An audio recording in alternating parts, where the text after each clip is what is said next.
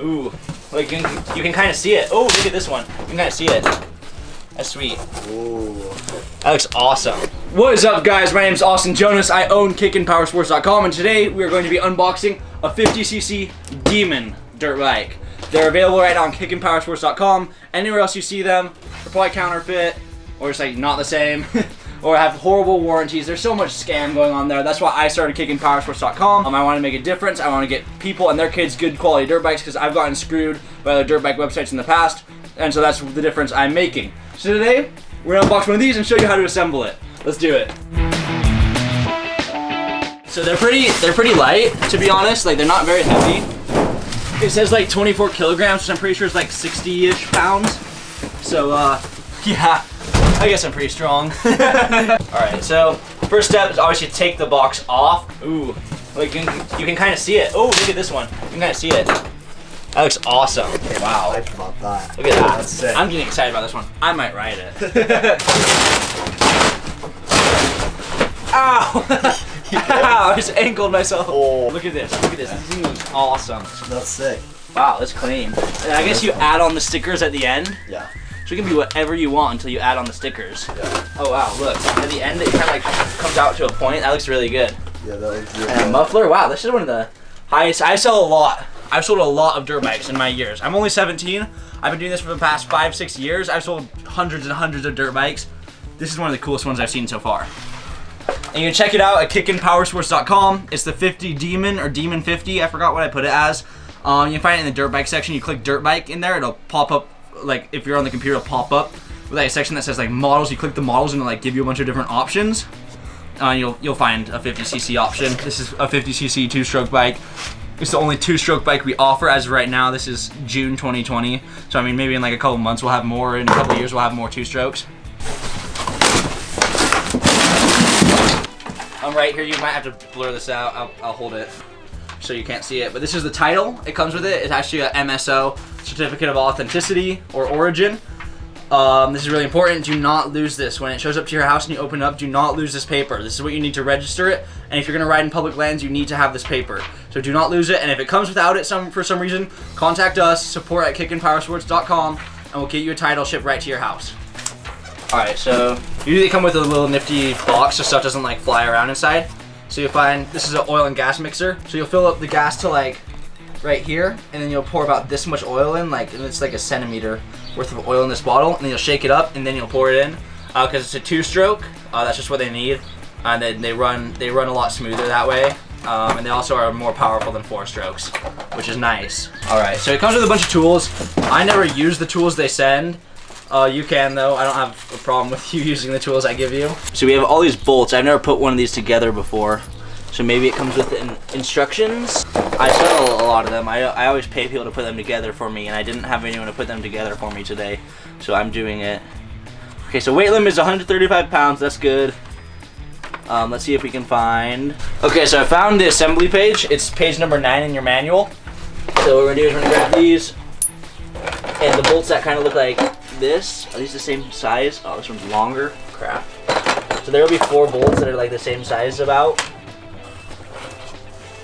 Unless there's probably 2 that are longer and 2 that are shorter. Oh, okay. I'm not positive which one, because there's 2 of them. So there's like a long one and a shorter one. I'm guessing the longer one goes in the back. I could be wrong. So whatever you decide is appropriate, just so long the handlebars don't fall off or like aren't loose at all, you're probably fine. Oh, it's something it doesn't mention, so if you can come here, Card. This ignition key, which is super cool. I've never seen one of these on a little bike like this before, which is really nice. Goes these 2 right here. So where did I put my scissors? This is my problem whenever I'm assembling something. I always lose the dang scissors. Found the scissors. We found the scissors. Super stoked about that. Always a good time when you find the scissors. We're gonna set them over here in the black. You don't lose them. Okay, now we put this here. This is the hard part. It's so hard when they do it like this. Alright, so you throw this dude up. You know, sometimes you might want to have someone help you with this. It just depends on how much you do stuff like this. I'm usually fine. This top clamp is symmetrical, so don't worry about the way it goes on. Oh, what I should do is I should put it on the stand. That's what we should do, Cardin. Yeah. Okay, this is very important. So the ignition doesn't go in between, it goes on top, like this. And the bolt goes through like that. That is very important. I'm glad I learned that today. Straight up, I'm getting a call. It is. Oh, another customer. Another day, another customer. You know what they say. Yeah. I don't know who says that, but they do say it. Sell a lot of stuff. Yes, I love when stuff starts working out. Okay. It's always the simple, stupid things that are the hardest.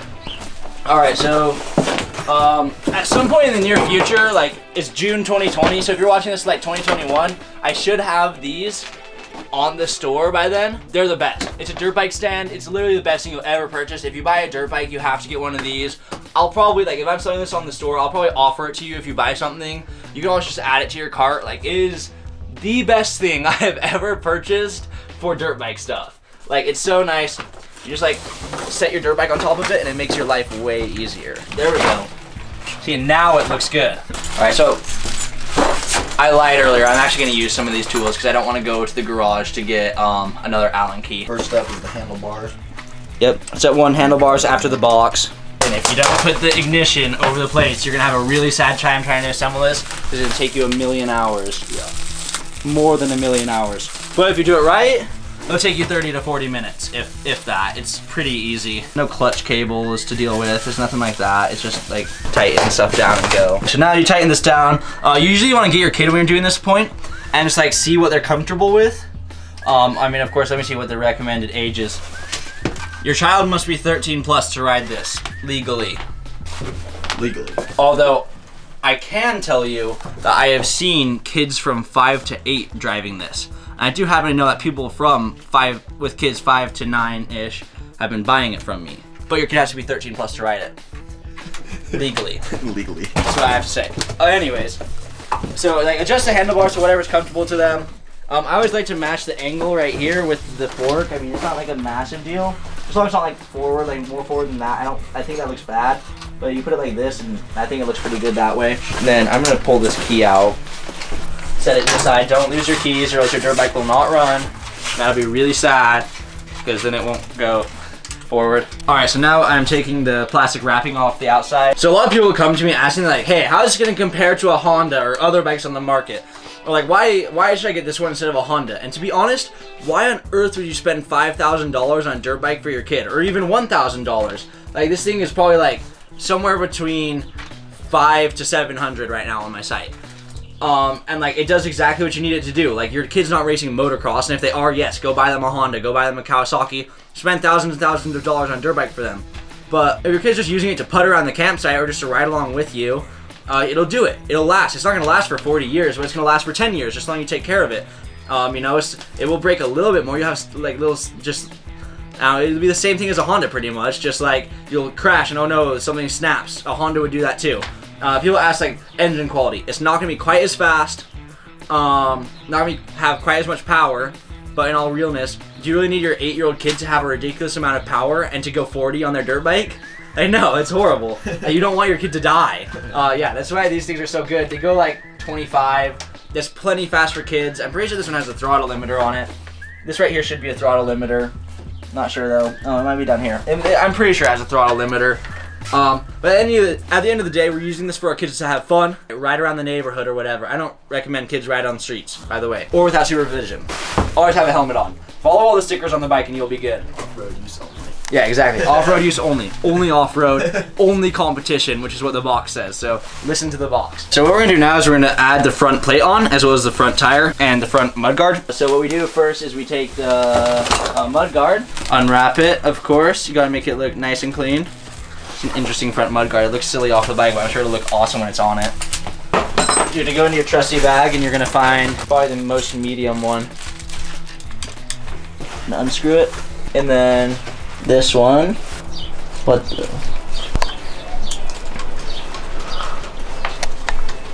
All right, we now have 3 bolts.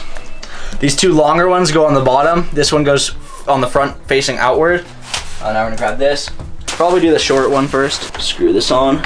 So I usually use my hand at first, or I guess it's probably fine the hand almost the entire time. You definitely want to make sure stuff is tight though, and like tighten it all at the same time. So like I just pretty loose still. Like you see it wiggle around until we add these guys on. And you want to make sure these are pretty dang tight, because if they fall out, then that'll really suck. You definitely want to tighten down this one last. Now what we're gonna do is we're gonna grab the front plate. Okay, same size Allen key as the ones down there. Okay, so somehow you're supposed to get the wires through this.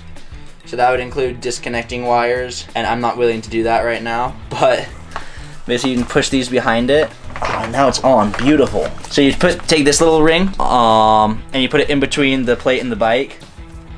All right, so we had to thread it through. We had to thread it through the plastic, and now I'm just pushing it kind of like into this circle thing. The circle thing, what's it called? The inside, in here. I don't know what the word is, but now I'm just threading it into there. Sweet. So now that those two are on, they look really nice, in my opinion. Okay, so now we're gonna take the tire out of the bubble wrap, just like I did. And then we are going to slide it. So this one kind of confuses people sometimes. What we have to do right here is, this is the brake, right? We're gonna loosen this silver one right here, not this gold one. Don't loosen that one. We're gonna loosen the silver one, and we're not gonna pull it out. We're just gonna loosen a little bit so that you might have to get some big freaking muscles to do this. I might need to have Carden do this. Yeah, let's go. Okay, so I literally loosened it like a half turn. That's all I did. And now we're gonna pull this one down here, this other silver one, not the gold one again, all the way out. And then we tighten it into the brake and connect it where it was. We just put it through this little hole right here, if you can see that, so that now the brake is completely on. And now we tighten it down and we are good. Okay, and so now these forks might be like a little bit like twisted or something. That's not a big deal, they just twist. That's how all forks are on any bike you ever get. That's normal, and that means they're good. We're gonna take the tire, and we're going to grab this dude out of the box. This is the through axle. Basically how it is gonna go is we're gonna have, if you can imagine this, imagine the fork is right here, like that. That's the fork, and then this slides in, this in. All right, and now we're gonna slide. This is why I love the dirt bike stand, because I can do this and not have someone help me. Put that boy in there. And then, oh sweet. And so it just went right through. There's a little ring in the middle. Sometimes you might have to get a screwdriver and poke it through and just like wiggle it around to put this in. Just be gentle. Don't hurt any of the bearings, because when you hurt the bearings, that's not very fun when the bearings don't work. Now we put the other speed ring in between. So we're gonna take this speed ring, if you can see this, and put it in between the wheel and the fork, just like the other side. And we're gonna push this guy through, and all the way through, just like that. Now we're gonna take the nut that came with it, which is right here, and we're gonna tighten it down, but we're not gonna tighten it, we're gonna tighten it down tight, but not too tight. Because if it's too tight, it can't spin, and if it's too loose, that's dangerous. So, I mean, if you're not comfortable with this, take it to a dirt bike shop, they'll do it for you. It's usually fine when I do it. All right, so we're gonna take on this other side, we're just gonna tighten this down. Oh, it sounds like someone's coming in to buy something. Very cool. Cool, and now what I'm gonna do is I'm gonna pause the video for a second. I'm gonna just crank that down with a ratchet real quick, and then we'll be right back. All right, so this is now all tightened. The wheels still can spin a little bit like that when I hit it like that.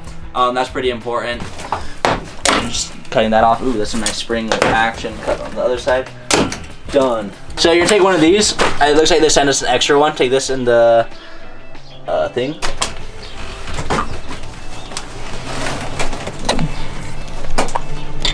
You gotta find the balance. Oh, there we go. There we go. It goes right through. Beautiful. And then you just take one of the nuts, and then you put it on and tighten it down. And then I'm gonna tighten it down, and then be done right after tightening that down. Yeah, sorry about the sound outside. There's like someone weed whacking around us. Anyway, so now we're gonna put the stickers on. I'm very excited for this part because they look awesome.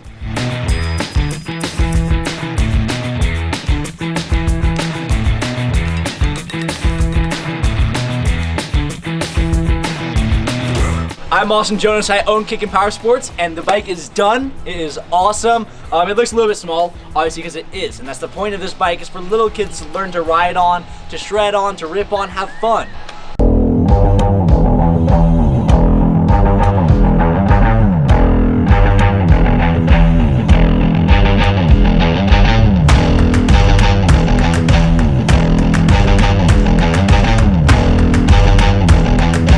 I'm super excited about this one. This is the 50 Demon. You can get yours now at kickinpowersports.com.